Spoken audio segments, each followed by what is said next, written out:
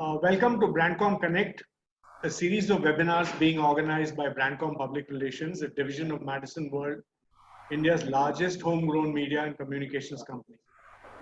I'm Ramanujam Sridhar, founder, CEO of Brandcom.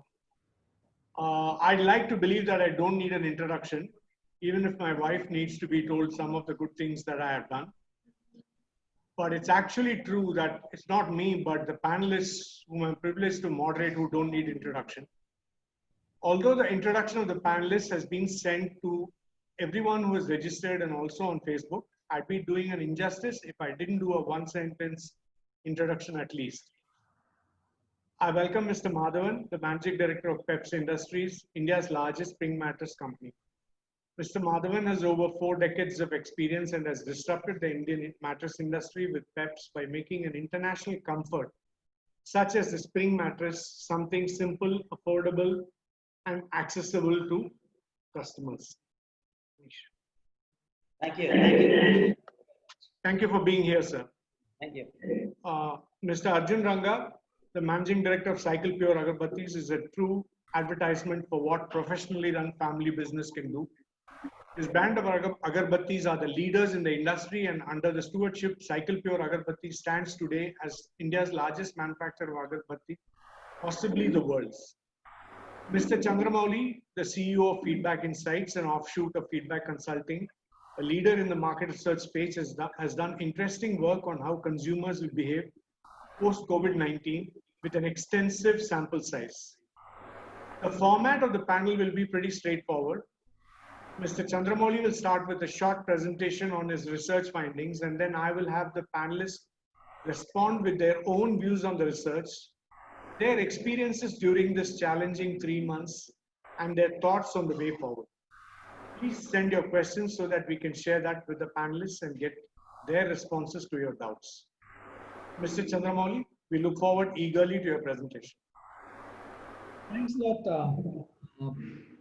Thanks for inviting me for this webinar, and privileged to be part of the panel here. I'll straight away jump into the readout. I'll just read out to you some of the findings that we had from the recently concluded survey that we did. Just to check whether you're able to see the screen. I presume so. Yeah, I can see.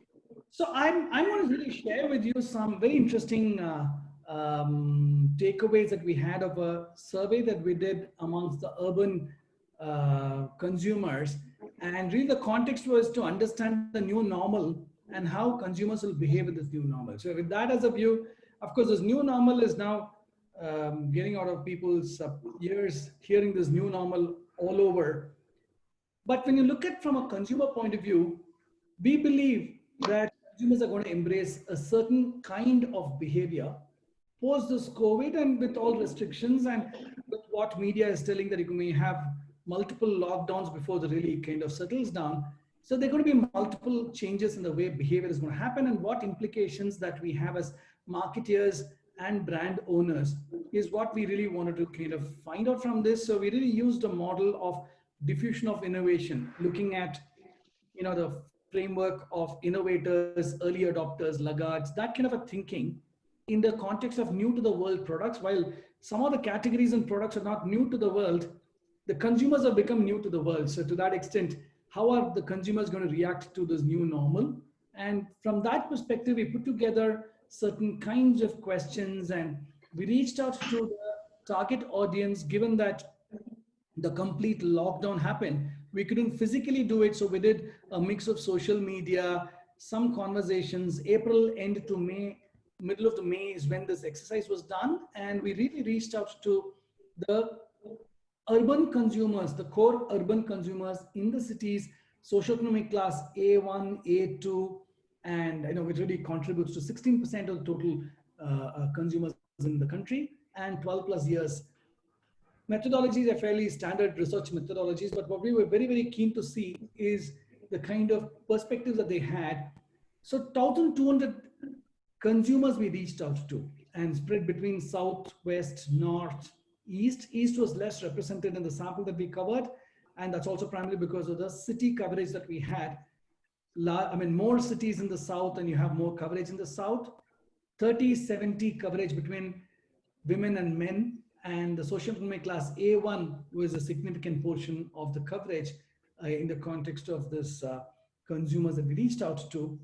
So let me jump into the findings now, and I'll kind of walk you through some very interesting ones. So, we are very intrigued about wanting to know what is it that really got people by surprise with this lockdown. And I'm for sure haven't seen a lockdown of this and never been at home for this extended period of time.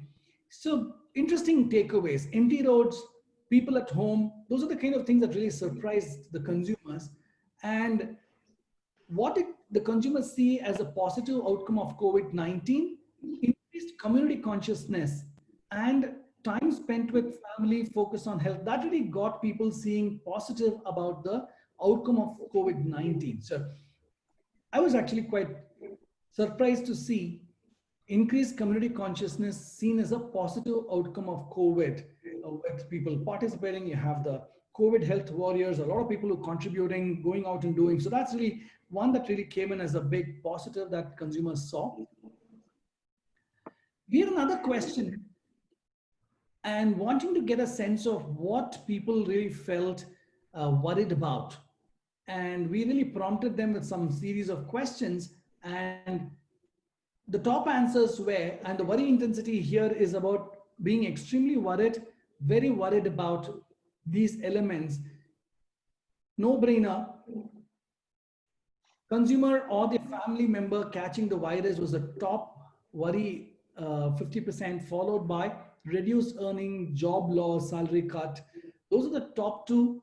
And if you look at the other prompts that we had, some of them really didn't change as much. Lifestyle, stress and depression, children's college, school really didn't matter for some of them. It could also be the age profile of some of them that we had. But the one that really caught them was in terms of catching virus and the income reduction, job loss, salary cut, were the kind of worries that consumers had. So very serious worries, and one can relate to it. While the virus is very intuitive, the salary cuts definitely was playing in everybody's mind in terms of what money are they going to be making. Now, we actually looked at all these consumer segments, and we've been able to kind of classify them as 4 broad personas. We really call them as Agile Anita, Rapid Raw, Steady Sam, and Trailing Tarun. And that's really the kind of profiles that we had in terms of how they're going to behave in the new normal. Agile Anita, highly skilled, tech professional, finance professional, a lot more from South, a little bit younger profile. That's really 13% of the sample. Rapid Draw, a little bit more entrepreneurial, risk taker, a little bit more comfortable with investments and the whole finance side. Steady Sam, affluent, steady income, older in terms of the age profile. And Trailing Tarun is the one which says, hey, I'll take it up last. I'll wait for things to settle down. And that's at 22% of the sample. So what's very interesting to see is that the Steady Sam was 37% of this entire sample. And if this represents the larger consumer base, Steady Sam, affluent, steady. We'll look at what the profiles are in a minute from now. But you had this Agile Anita, Rapid Draw, Steady Sam, and Trailing Tarun.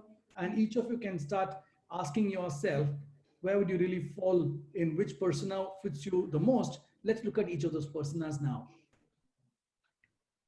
Agile Anita is really the one who is a little bit more agile, a little bit more nimble, want to run pretty quickly, can work from home quite comfortably because I used to work from home before that.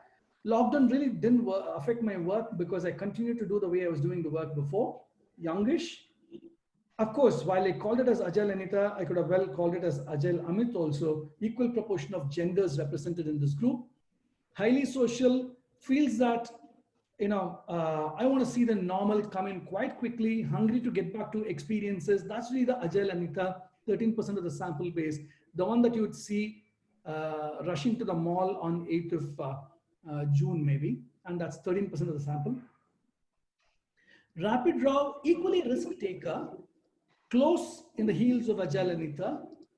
We found that a lot of them were entrepreneurs, living in top metros, middle-aged, a lot more men in the Rapid Draw, looking forward to getting back on feet at the earliest, a lot more of financial knowledge, pioneer in a lot of financial related activities, and willing to take risk in certain behaviors. And that's at 28% of the sample. So if you take the 13 and 28%, we're talking about 41% of the sample, a little bit more risk takers, willing to really go in very, very quickly on some of these experiences. Steady Sam on the other one is a little bit of a wait and watch approach. Slightly older, affluent, owns multiple cars, goes on international holidays, continue to work from home. However, there's a 15% waiting to get back to home post-lockdown. Social, and prefers less risk compared to the other two segments that you saw. Let me go to the last one, which is the trailing Tarun, and that's 22%, not a small base, 22% of the sample.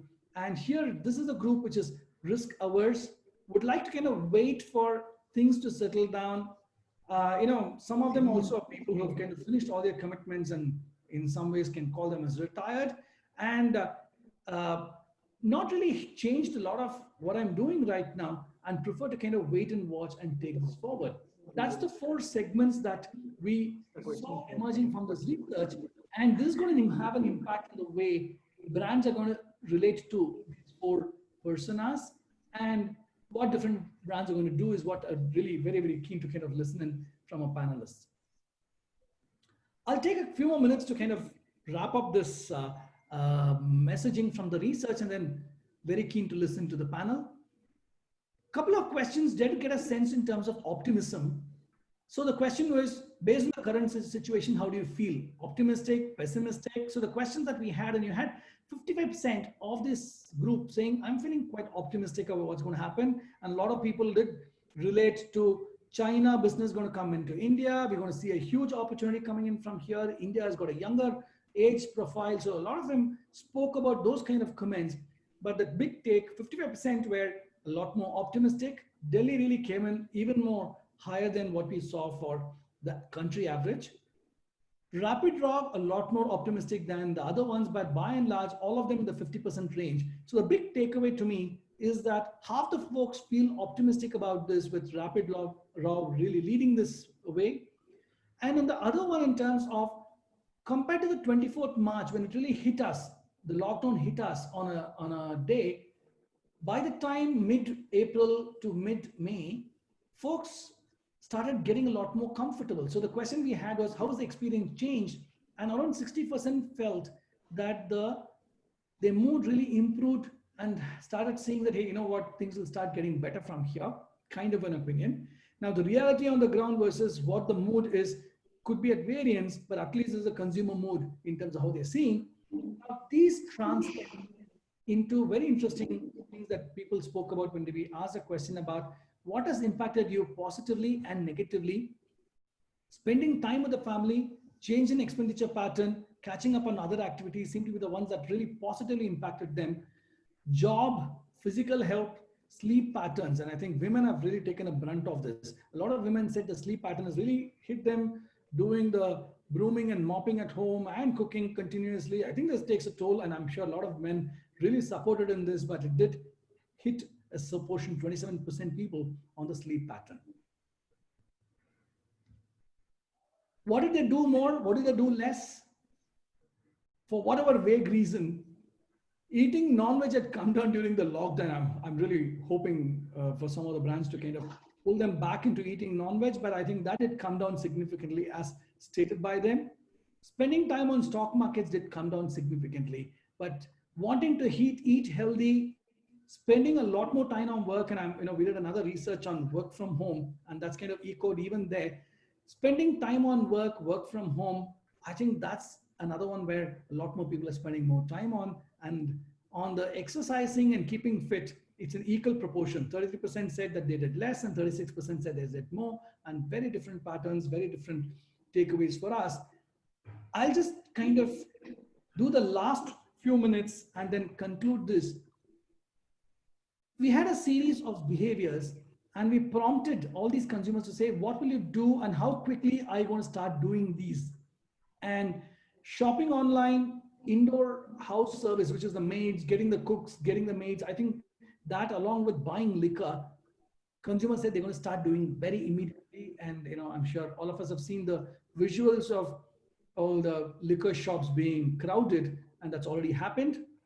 Some of them said greater than a year, specifically on international travel, big ticket purchases like vehicle, land, house, and so on. Remodeling also, there's a perception that they're going to start pushing it a little longer. And there's never, I'm taking more than 2 years as never, these luxury products, antique purchases, painting. Interestingly, loans also saw a little bit of, I'm going to take much longer before I start jumping into taking a loan. And very interesting was gold, where people said it's going to happen much later or never. I have some of this tabulated here. A quick look at these, which will happen quicker, which will happen much later. So start looking at it in 4 broad heads: experiences, lifestyle, purchases, and financial dealings. Look at the ones wherever you see darker color is going to happen much quicker, in a week, in a month, or a quarter. Lighter colors going towards pink is going to happen much later. So run your eye through it. I'm on the left-hand side. Experiences, meeting people socially is going to happen very quickly.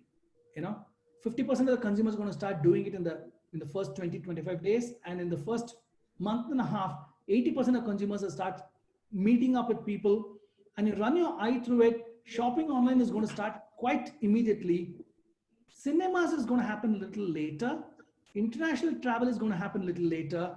And when you run your eye to the right-hand side on lifestyle, most of these things on lifestyle, beauty services, household, getting the gardener, ironing person, pest control, all of this is going to happen very quickly.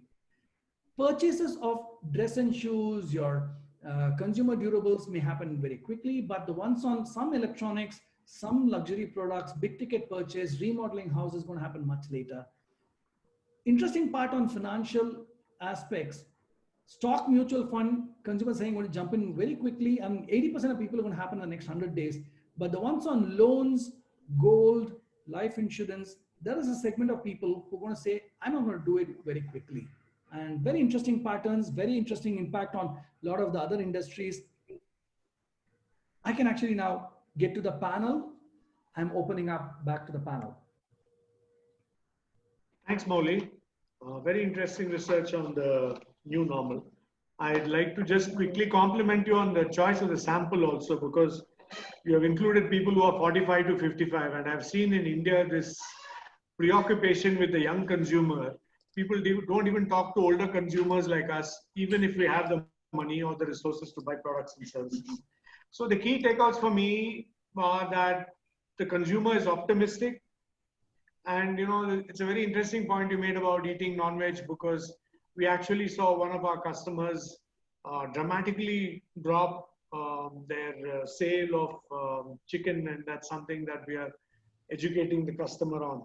I'm sure, as you said, there was a big queue for liquor, and there may not be a big queue for international travel. So very interesting research. So I will just request each one of the panelists to respond to the research and what they felt about it. I could start with Mr.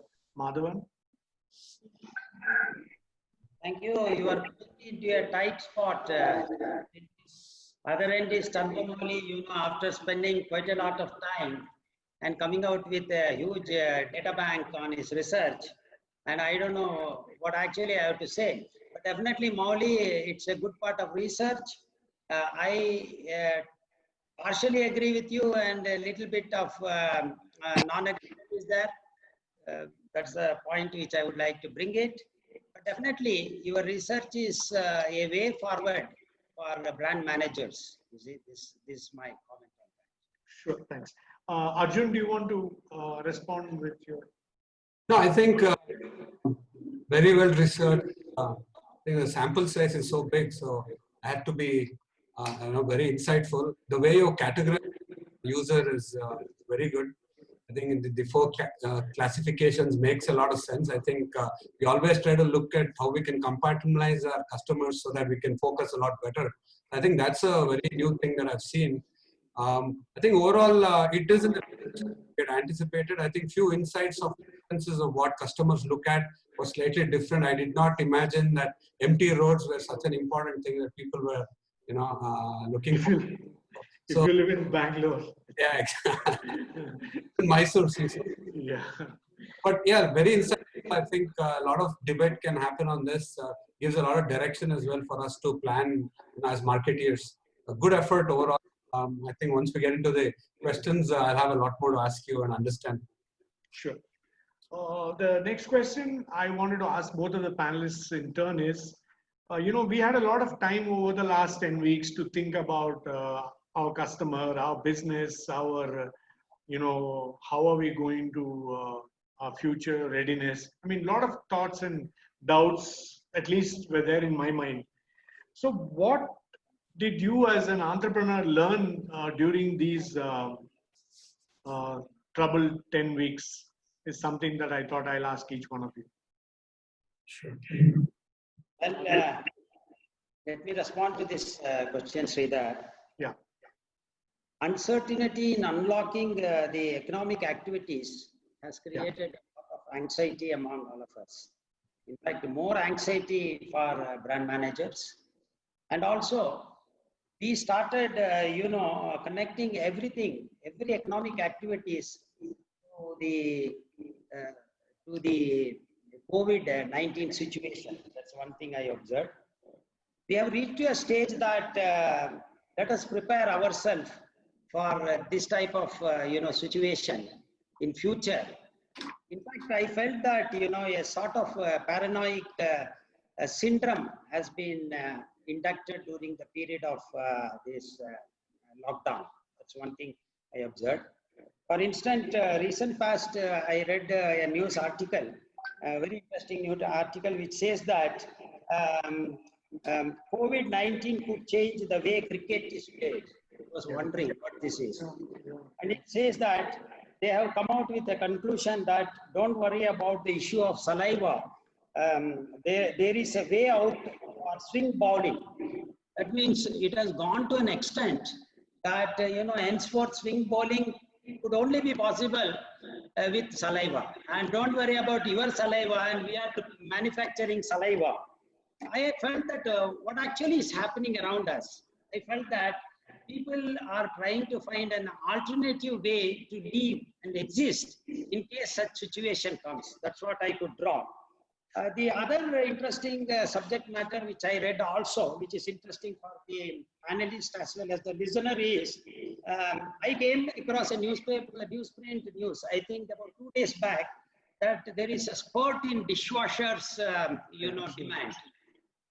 Normally, Indian household never prefers to have a dishwasher simply because our food is highly fatty food.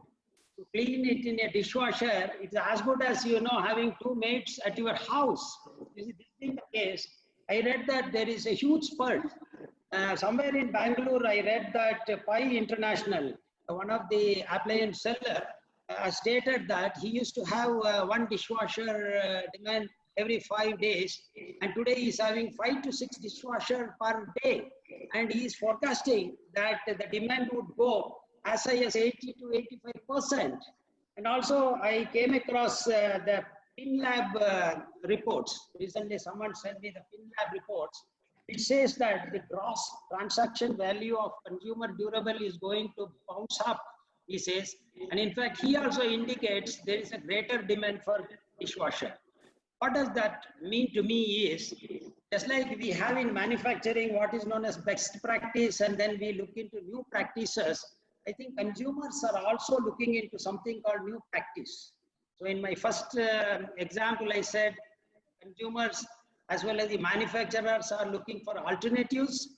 And here is a stage where consumers are looking for new practices. This is one thing I would like to bring it to the thing. And also, I also find that there is a lot of adaptability is going on. For instance, my favorite newsprint is Times of India. And slightly exaggerating, I used to get Times of India with the 60 to 65 pages. Today I see it is reduced to about 10 pages. What I actually mean is without tampering or destroying the subject matter, that means adaptability. In the course of put it short, in the course of around 2.5 months, I see these 3 characters: adaptability, I see new practices, I see, and also I am seeing something alternative people are finding out. finding out. One way it's good. Thanks. I think I addressed your Yeah. question. Thank you. Thank you. Arjun, do you want to respond?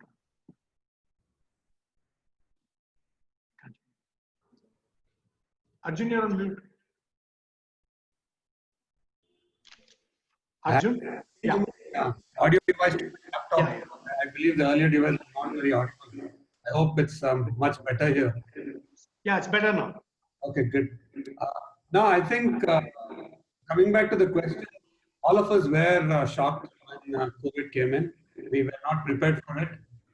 The team also did not imagine the impact that it would have on families, on work, on everything. The high level of insecurity and also fear.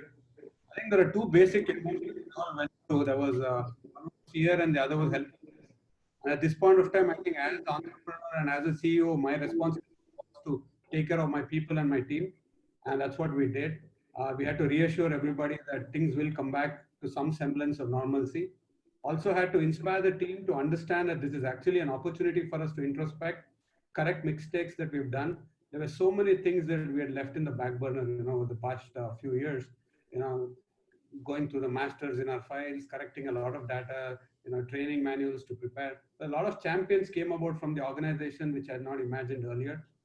Just like how you see the 4 consumers on the other side that came out of the research, I also saw champions in the organization emerge. In a very similar fashion. Some were scared, some were agile, some were eager to get out and take the risk. So that was a very big eye opener and a learning for me. A lot of introspection, had to be there for the team, had to be courageous. I did not want to be daring, but courageous for the team, had to contribute to the society as well. A lot of things calling from all different directions. And as an entrepreneur, as a person who wants to make an impact and make a difference in society, I think we stood up, the organization stood up, each and everybody in the company were there for me and I was there for them. They did whatever best they could for the neighborhoods they were living in, for society. So I think the last couple of months really represented the true character of the organization, and during crisis is when you realize whether your values actually mean something. And it really came out shining for our organization, and really proud of my team and my company and the legacy that has been built over the years. That's been my experience. So I only see Sorry, please. So I only see the positives out of this, and that's where I'm coming from. Yeah, I think so. I think nothing brings out the character of the team and the leader as much as a crisis, and this was a crisis that none of us have seen for the last 3 decades, and it's been really creditable to a lot of people and organizations that they have rallied around. I'm not sure that we are fully out of the problem yet, but I think the way we have approached it is a very interesting thing. And I think the point that you mentioned is very interesting, that many things had been left in the back burner. And many organizations do this in the sense that, we always seem to be preoccupied with the urgent rather than the important. And, when something like this happens, then you realize that, your priorities were probably misplaced, because many of the things that you thought were very critical and very important hardly matter today, whereas things that you should have done. And, that is where you feel the absence of this. So that's a very interesting thought. So I'll quickly talk about the optimism that, Mr. Chandramouli ended his research with. So how do you think, or how does the future look for each one of your brands? I'll start again with Mr. Madhavan. How do you see now that relaxations are being sort of eased and some states are okay, and you can already see some dealerships being open and customers already making their way to the stores? Some advertising is also happening. So how do you see the next few months? What's your own reading of the situation?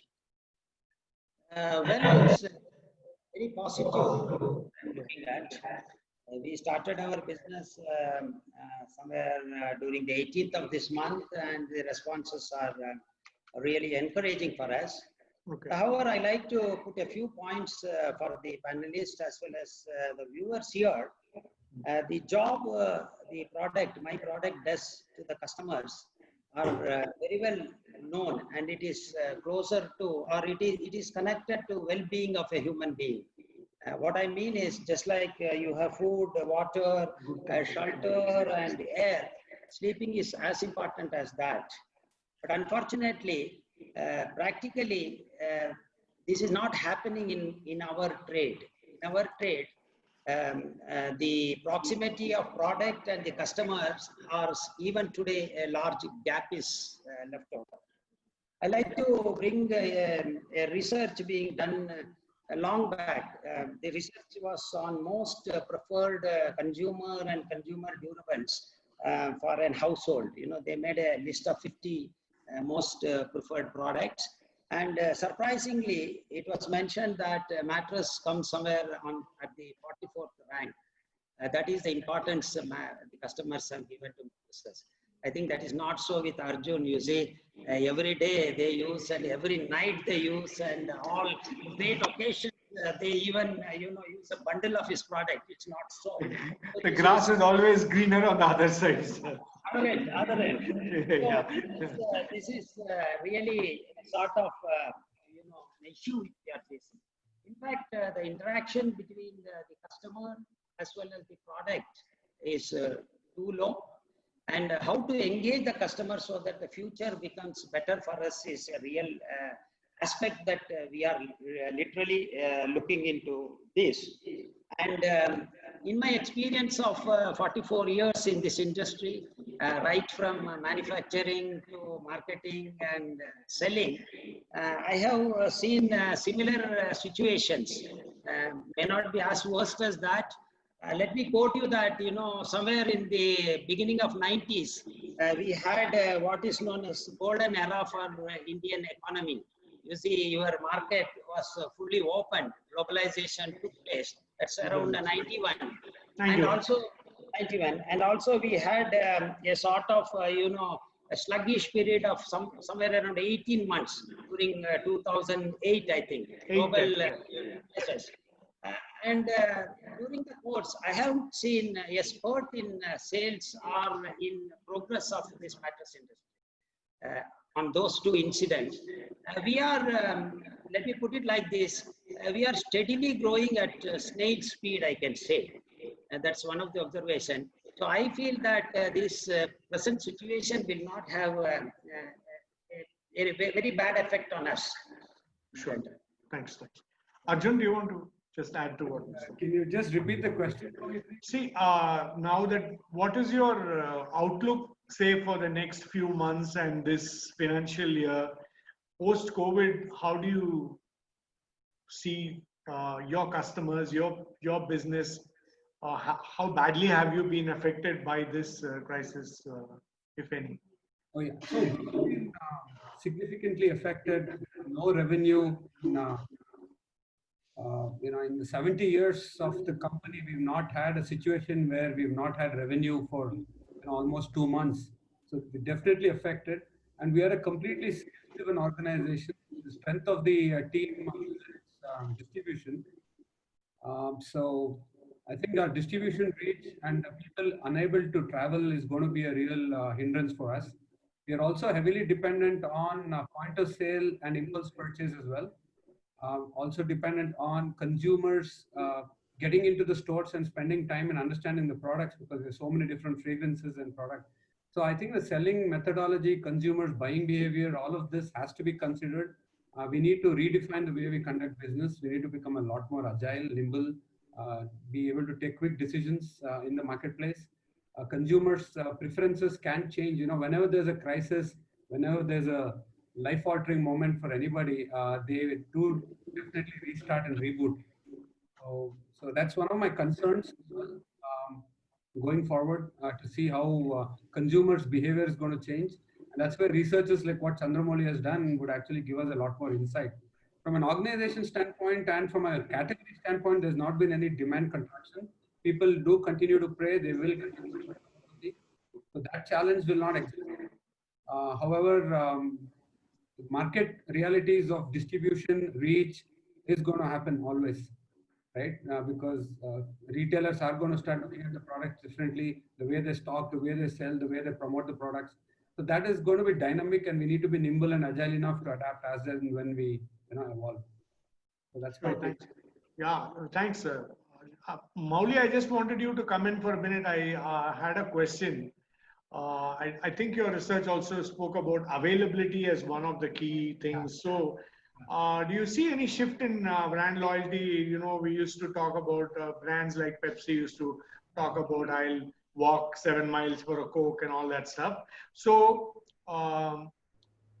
what happens in a scenario with the logistics industry having its share of problems with some of the areas being cordoned off, etc. How critical is availability going to be and in brand choice? Right.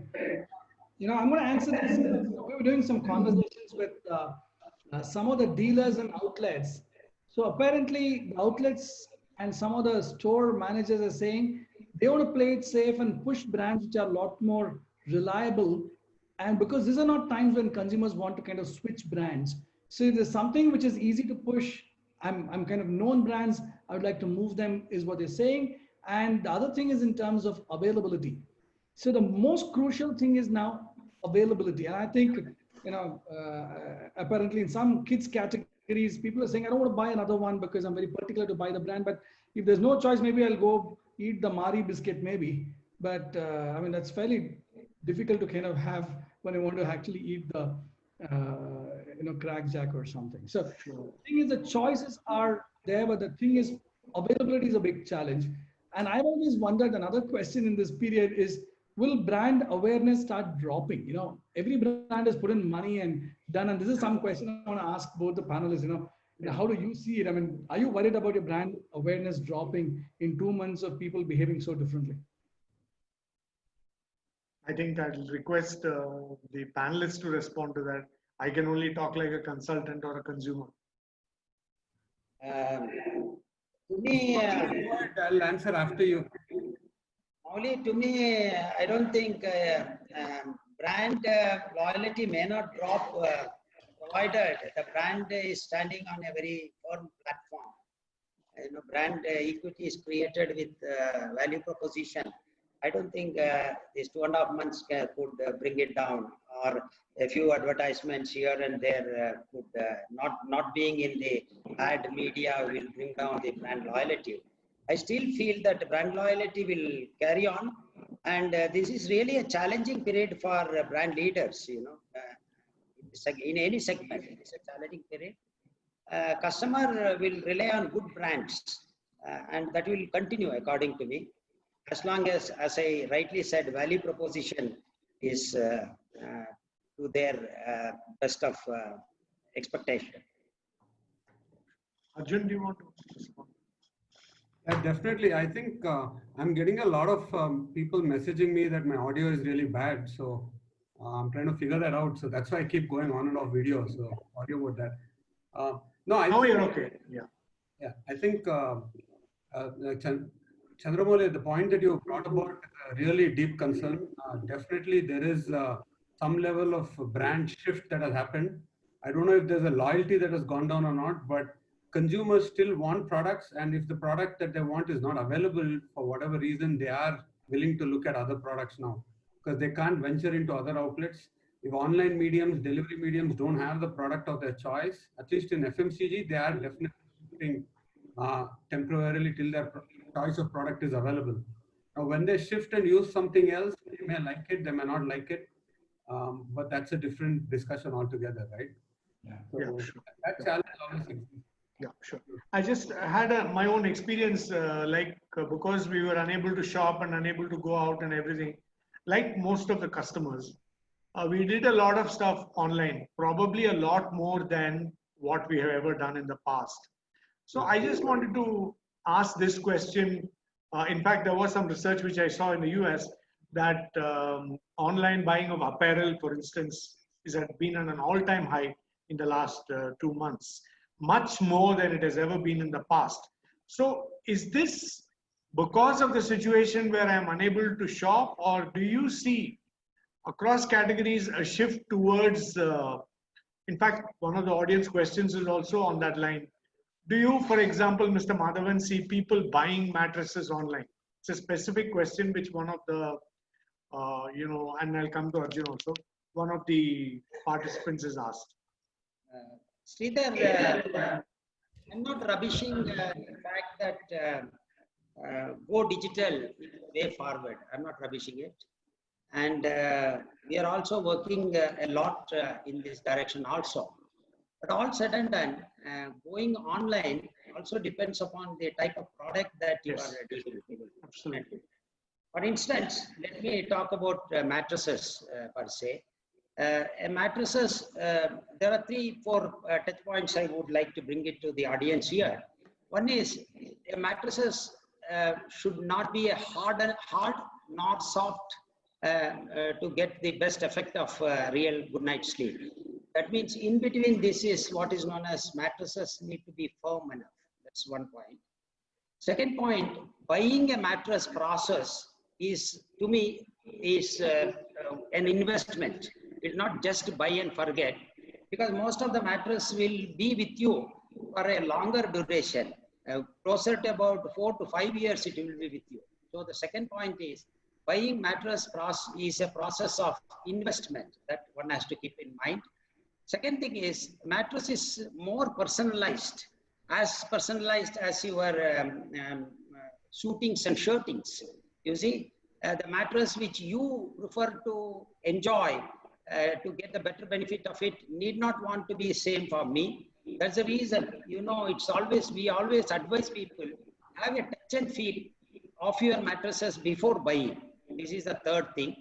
So when all these things are there, packing a mattresses in a roll pack and sending it is near to impossible if you're really thinking of a real-time mattresses which you wanted to do.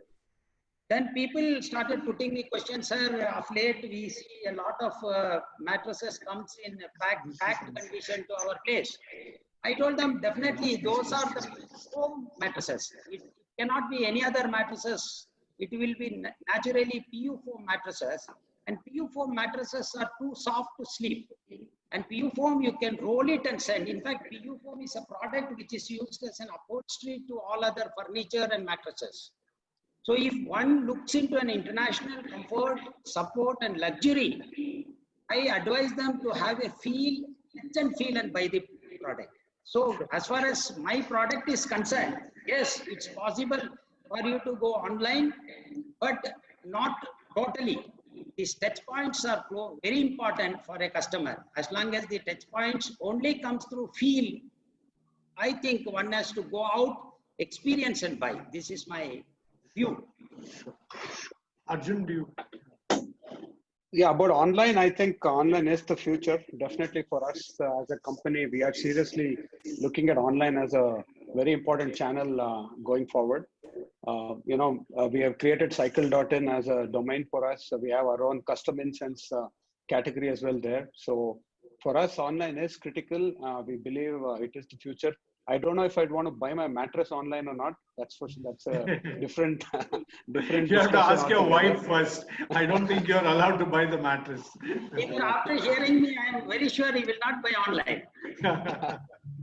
But I did order my pillows online though, so Yeah, sure. I guess That's possible. that's the first step towards that. But yeah, I think user experiences are going to change. If your retail visits are going to reduce, you need to see how you can communicate your brand and your product to your customer.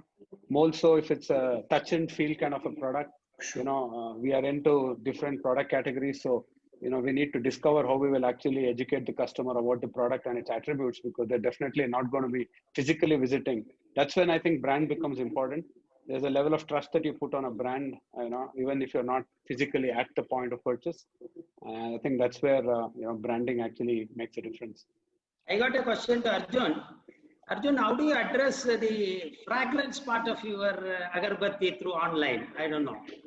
Can I have the smell felt when I work online and buy? Yeah, I think you can imagine the smell because we give a lot of descriptions, and then we force you. It's called adaptability. A new technology may come, just like cricket. Now saliva has been replaced. As I touch my pad, computer pad, I will also get the fragrance out of it. Sure. Yeah. I just, yeah, it's very interesting. Just one question to both of you as entrepreneurs has come from one of the participants. Sir, is this a good time to get into a business or be an entrepreneur? So I'm sure as entrepreneurs, both of you can respond to that by turn. Oh yeah, I think there's no bad time to get into, as an entrepreneur. There's nothing like a good time or a bad time. As long as you have your family support and you have a good idea, you believe in it, and you're passionate about what you want to achieve. I think the sky is the limit. It's never been about timing or what the current market situation is. As long as your idea is viable and there are people who want to pay money for whatever you're trying to create, whether it be a product or a service, there's no bad time for that. I mean, that's my view. I think entrepreneurship is the backbone of any nation, and that is required. Comment. I have an answer for the guy who has asked this question. Yes, sir. Astrology is out for an entrepreneur, you see. As long as one has the capability and competency, I think he is an entrepreneur. Yeah, sure. I think passion is. When should I start something? You take an example of myself. At the age of 55, I started venture into a branch, and today I am 67, 68. Sridhar and me are almost in the same age, a month here and there. And somebody asked me, did age is odd for you to step into a business? I said, there is nothing like that for an entrepreneur. It's a trait by itself. It's your mindset, preparedness. But definitely, you must have two things. One is competitiveness, another is capability. Otherwise, if you enter, nothing is going to happen. Yeah, I agree, sir. As we always say, age does not matter as long as matter does not age. So I think it's only the older people who keep talking about their age. I just wanted to sort of, if I get a feel of whatever I have heard so far, and Mauli, please feel free to chip in. I think there is a mood of optimism. I think it's cautious. I think one of the bright things, and this is what one of the participants has said about shopping, etc., is that you have been locked in your houses for so long that now you have an opportunity so that I may actually go out and buy stuff, because I have been in a scenario where, this is not the real me, where I have had restrictions on my movement and restrictions on movement of my family. I have forgotten what it is to look to go by flight. I think I took a flight nearly 4 months ago. So there are lots of things. I played golf after 12 weeks. So I think lots of changes in our lifestyle are happening. So I also get a sense of freedom. So Mauli, what do you think? I mean, do you think people are going to really take advantage of this once the lockdowns are already eased in Bangalore? Life is more or less normal. So I just wanted your feedback on that. If you just look at the 4 segments, this Agile Anita and Rapid Raw are 41% of the market. Correct. You're just waiting, and they're saying, what? When is the mall opening? When are the cinemas opening? I want to go in and be there. I mean, yeah, I know fatality rate is much lower in India, and I can bank on statistics. So there are people who are willing to do that, and that consumer is going to rush out and buy. But what's changing is even those other people, their behavior towards different categories are going to be very different, because I want to prioritize my money. I want to decide how to do differently. I mean, none of us expect to work from home for extended periods of time. I think people have all gotten used to working from home, whether painful or not.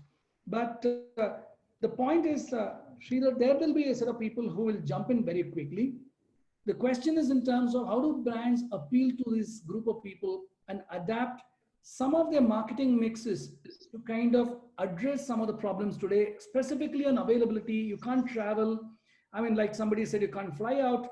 If you can't go on a holiday, there are some categories which appeal on the highways. You're not going to be able to kind of do some of them, or going to have long drives and so on. So I'm expecting, so purely from number point of view and research, I'm expecting 1/3 of the consumers waiting to go outside and shop. I mean, sure. I think that's a big yeah. So the other thing which I was thinking is, and I've seen this experience happening in few of the outlets which have opened near my house. I mean, most of them are open now. A small Darshini, if you go today, the sort of service that you're getting for takeaway is perhaps 5 times what I used to get earlier, when nobody even used to bother whether you came into the outlet or not. So do you think, and all of you are in marketing in some sense or this the other, do you see that there's going to be a big focus on customer service and customer engagement and making the customer happy because of the fact that we realize how important a customer is over the last 2 months, our realization? Any thoughts on that? No, definitely. I think, go ahead, Mr. Madan. Yeah, definitely. As I told you a bit earlier, a lot of new practices will come into existence as far as product is concerned, customer services are concerned. And I think it's an ongoing process. It's an ongoing process. I can say it's boon in disguise. I agree with Sridhar that it happens. Yeah. In fact, customer also, you see, to start with, Sridhar, you know, we have opened all our sleep stores across the metros. And there is a restriction that the shopping is only between 9 to 6 or 9 to 7. We were thinking mattress is a product where, you know, people come surely and possibly after 6 to buy. But it is really surprising for us that there is an inflow between this time. That means there is a potential customer, you know, waiting for this uncertainty to get out to buy his need. That is from the perspective of buyers, there is a demand.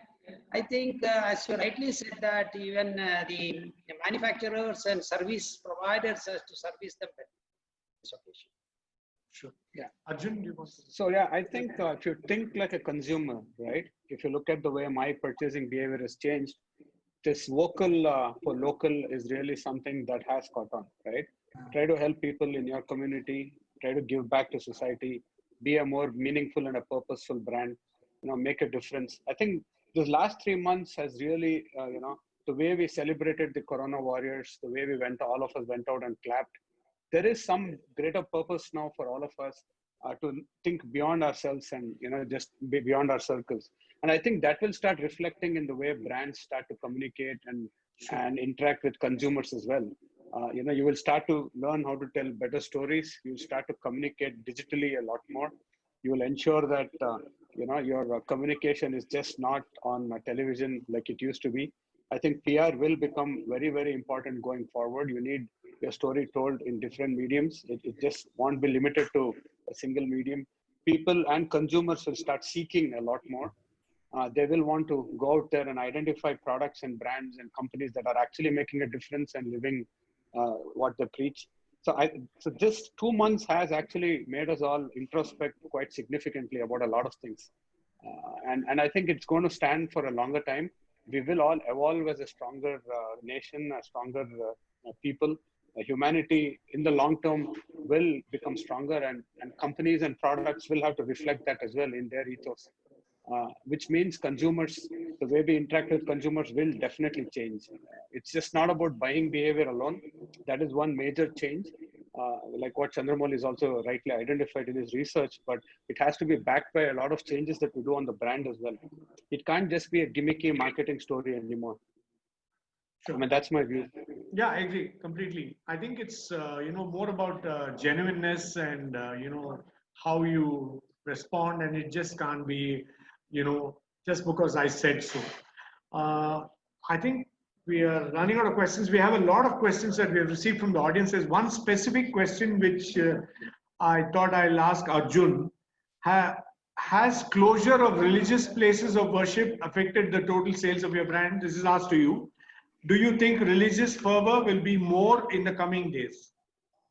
Always, the category does not depend on consumption in a religious place of worship. Okay, and I think God exists. Religion and prayer is definitely intact. There are no challenges there. People will continue to pray, whether a religious place was closed or not, but in our minds and in our hearts, our temples were always open. We all brought the temples home. So consumption of the product still continued when the temples were closed. However, stores were not open for people to purchase, and the supply chain shrunk. And that's the reason why we couldn't actually reach the consumers for the last couple of months. But apart from that, I think temples are an important aspect. Temples or any place of worship, Yeah. be it a mosque or a church or a synagogue or a gurudwara, all of them are places of worship and of divinity.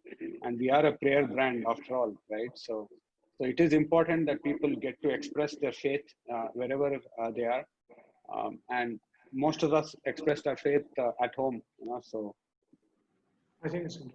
There's one question which Mauli, any of you can answer.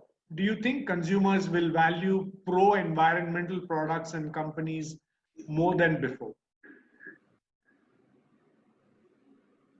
I think this whole environmental change started a couple of years ago itself. For example, Cycle Pure Agarbatti, we are the only carbon neutral agarbatti manufacturer, right? Law doesn't require us to do it, but we do it because our future generations have to be secure. So each of us are trying to do our best to make a difference to society. And I think it's a matter of time before consumers start to see that and evolve into, because it's going to cost them nothing extra. And they'll want to see brands that are more environmentally conscious and making a difference. So the whole purpose-led brand kind of reflects, a meaningful brand reflects in that direction. Sure. Mauli, what is your own experience? We've been seeing, in certain categories like refrigerators, AC, and a lot of these categories in electronics, a lot of people are a lot more conscious. Awareness of this star rating and all has gone up. I mean, this is like Arjun mentioned, it's not just because of COVID. But I don't think there are too much of data points in the context of post-COVID, how it's going to play out. I actually want to answer another question that you asked earlier on the service focus, right? Yes. That's actually going to change quite dramatically because, I've been hearing from a lot of our clients that do it yourself is apparently gone up quite a bit during this period. Okay. I had my AC fail. There's no technology in between.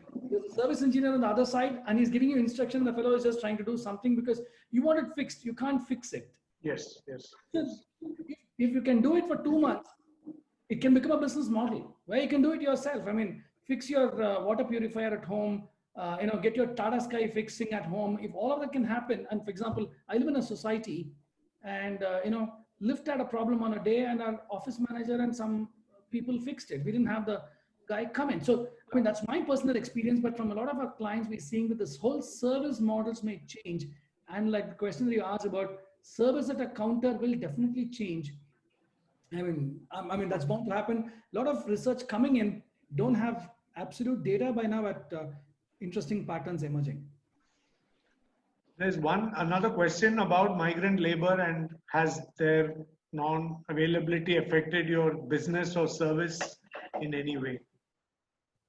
Yeah, definitely. It has a greater impact, especially the part of my business where I am manufacturing my major products at Coimbatore.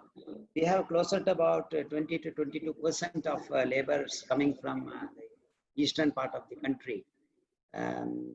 I don't know the fate of them, several guys want to go back. But however, we have looked after them very well during the course of this COVID-19, looking into the future.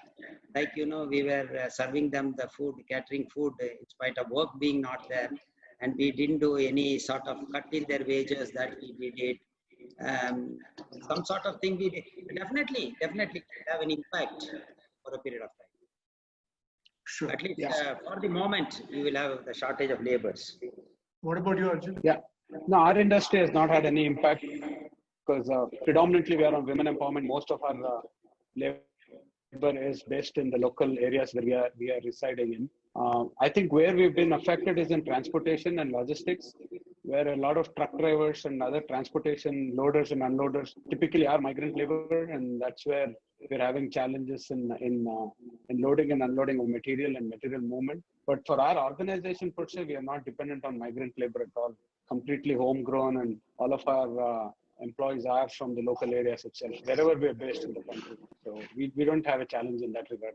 But we do feel for the migrant labor, and we did whatever best we could in Mysore and in Bangalore to support, getting them food and helping them, as an organization. I think let me end. There are a few questions which we are unable to answer because of paucity of time. We will share it with the panelists who can give their responses so that we in turn can share it with the people who have asked the questions. But it's been a really interesting and good learning experience for me when we listen to category leaders and what they have been going through. And I think the key takeouts for me are the fact that the Indian consumer is still optimistic about whatever is happening. He or she is looking for an opportunity to go out and actually shop, which is a very good thing for many of the brands that we are doing work for. And I think the point that Arjun made about the fact that this is perhaps a very good time for us to introspect and think about, our own people and the sort of dedication they have for our brand and for their customer service, and for us to look at every possible avenue to, fill in some of the gaps that we have been sort of glossing over in the past. I think this has been a great opportunity for us to do some introspection on what are the things that we're doing right and what are the things that we're doing wrong. The other big opportunity that some of you spoke about is online. The world is going online, and obviously there are things that all of us need to do as people who are in the communication business and as people who are running brands, to see that we keep abreast with what the consumer wants and what the consumer needs. And I think this point about mattress, because it's something that, it's always fascinating because it's one of our longest clients. When we talk about low involvement products, I only know that products don't remain low involvement. When I was a kid, tires were a low involvement product. And then MRF did their big campaign, Rain Day, if you remember, Will the Rain Attack Bombay on June 10th. Today, I don't think tires are such a low involvement product as they were 30 years ago when I had my first motorcycle. So I think products and brands continue to evolve, and it's our duty as marketers to try and keep educating customers and ensuring that they move in the direction that we want. So thank you once again for being part of this great seminar. I'm sure all the participants benefited enormously from it. I'm getting a lot of questions still, and it really means a lot to us that three of our customers and well-wishers are in one forum. Thank you once again. I wish you and your families a very safe time and hope to meet you again very soon. Thank you.